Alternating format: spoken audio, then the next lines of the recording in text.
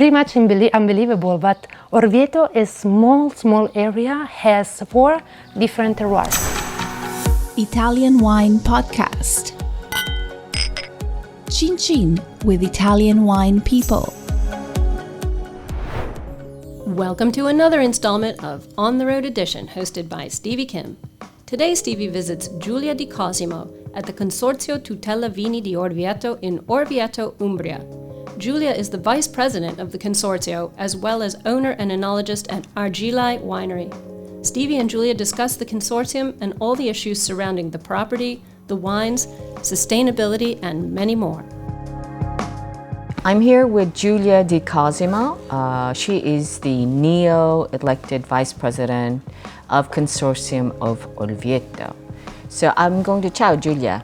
Ciao, Stevie. Okay, so Ciao. would you mind telling us what Benvenuto Orvieto is? The Benvenuto Orvieto is our wine preview. So it's the event through which we present to the public the new vintage, the new release. And yesterday we had this big event here in town with a lot of journalists coming from Italy, but also from abroad. We had a masterclass in the morning, a very interesting one. The focus of the masterclass was to provide people with an overview on Orvieto DOC, especially on the 4 terroirs of Orvieto, because pretty much unbelievable, but Orvieto, a small area, has 4 different terroirs. So you did something interesting, right? Kind of an experiment. An experiment, yes. We're now studying on, and we're working on find this area. We want to work to develop probably in the future some cruise, exploiting these differentiations, these 4 terroirs, which are clay, sandy soil, volcanic, and alluvial, and they indeed provide the wine, give to the wines different characteristics, and that's very important. So as a consortium, we are working to develop cruise sub-areas and to explain to the public, to journalists, what the differences are. So I think yesterday was a very important day. So tell us what you did exactly in terms of the master class to demonstrate the 4 different types of soils. Okay, we selected 4 different wines without discovering the producers, so it was an unknown label, but each one was coming from a different terroir, of course. So it was like a blind tasting? Blind tasting, completely blind tasting. We put the label of the consortium, of course. So we started with the clay, we moved to the volcanic soil, we kept going with the alluvial, and we ended with the sandy soil. So 4 different types of soils, right? So you started with clay, then volcanic soil, then alluvial, and then sandy in the end. And it was very nice because we could appreciate differentiation among them. So the sandy is more, let's say, delicate, more respectful of the aromas, especially the primary aromas. Volcanic was more mineral and vertical, I would say. The clay soil was more structured kind of wine with more body, longer aftertaste, while the alluvial was a little bit more elegant compared with the others, lighter in body. So each one was different from the others. It was very interesting also for me actually, because I tried when we selected a couple of months ago, but you know, when you do the research and all this stuff, it's not so easy, it's not the same. Yesterday I think was more and more interesting for all of us. So why are the 4 different types of soils interesting for, let's say, for the wine professionals and wine lovers? How does it translate into the wines?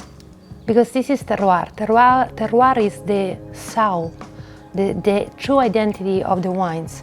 And it's from where everything started.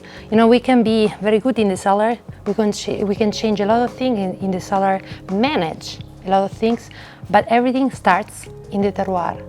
Everything starts in the ground. So having these profound differentiations has an impact in what we do. And we have to be better, to explain this differentiation and explain to the public that here in Orvieto we have this beautiful diversity. So is Benvenuto Orvieto something new, or it's been something you've been doing for many years? We've been doing for 4 years. 4 years? Yes, this is the 4th. Of which, even during the pandemic? Of course, during the pandemic was a smaller version, more symbolic, rather than a real tasting, a real event. But we kept going on doing the ceremony of the tile in the Via Duomo with the major, doing some video tasting, but was of course not the same. And how many producers are there in the consortium of Orvieto? As a cellar, we are more than 30 cellars. Then, of course, there are a lot of growers. So the consortium is pretty much big, less than 2,000 hectares. But the cellars, as the numbers of cellars, are not so huge, just a little bit more than 30. So, you know. And is this the period? We're in late May right now. This is, you always have it during this period? Yes, and we choose by purpose, in the sense that you know that the majority of the wine preview are in February and March. Exactly. When we decided, we thought it would be interesting to have in another moment of the year, because first of all, February and March are very, very busy for the preview, for the trade fairs, and so would have been very tough for us to grab people, to catch people. So first reason is strategic reason, and also because in May, June, Orvieto is very crowded, and also we have a lot of festivals like La Palombella. What is Palombella? They are religious ceremonies that we do in town, and they're very, very important for the town. So we thought that could be also a nice moment of the year to have a lot of people here, to have people that come for these religious ceremonies and can also participate to the tasting, to the wines. Okay, so you are the new kind of, how many members are there in the board of the consortium? 12 members. 12 members. So what are your plans for your newly elected vice president? Yes. Right? You're quite young. What are we to expect from the consortium within the next couple of years? What are your ambitions? In the perfect world, what would you like to achieve?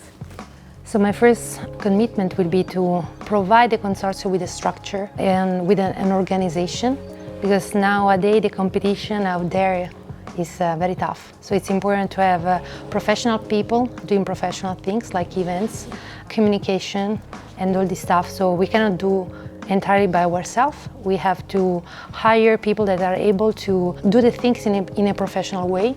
So first of all, create an organization, create a structure, and then define altogether a strategy for the next 3 years. That's very important. We have to all agree where we want to go, what we want to achieve in the near future, and then put the program on the paper, make the strategies together, and work for it. Okay, great. Alrighty, and when will be the next Benvenuto Orvieto? Next year, probably in June, connected with the religious festivals we have in town, but for sure next year. Okay, there you go. So that's it.